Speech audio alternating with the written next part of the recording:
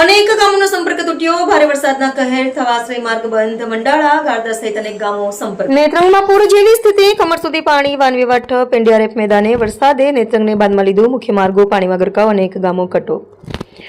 ઉપરવાસમાં સતત વરસી રહેલા ભારે વરસાદને પગલે ભરૂચ જિલ્લાના નેત્રંગ તાલુકામાં પૂર જેવી સ્થિતિ સર્જાઈ છે. નેત્રંગ તાલુકાના બેડા કંપનીથી થવા આશ્રમ જતા મુખ્ય માર્ગ પર કમરસમાં પાણી ફરી વળતા વાહન વ્યવહાર સંપૂર્ણપણે ઠપ થઈ ગયો છે.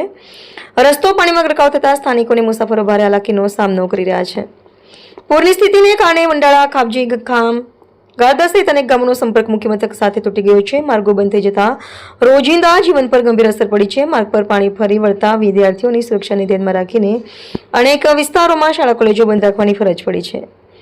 વિદ્યાર્થીઓ, નોકરિયાતો તેમજ ગ્રામજનોને અવરજવર માટે ભારે મુશ્કેલીઓનો સામનો કરવો પડી રહ્યો છે. પરિસ્થિતિની ગંભીરતાને ધ્યાનમાં રાખીને નેત્રંગ ખાતે એનડીઆરએફની ટીમને થવા વિસ્તારમાં તૈનાત કરવામાં આવી છે. બચાવ અને રાહત કામગીરી માટે ટીમ સતર્ક છે અને સ્થાનિક વહીવટીતંત્ર સાથે સંકલન કરીને પરિસ્થિતિ પર નજર રાખી રહી છે. જિલ્લા વહીવટી તંત્ર દ્વારા નદી નાળાઓ અને પાણી ભરાયેલા માર્ગો પરથી પસાર ન થવા લોકોને અપીલ કરવામાં આવી છે.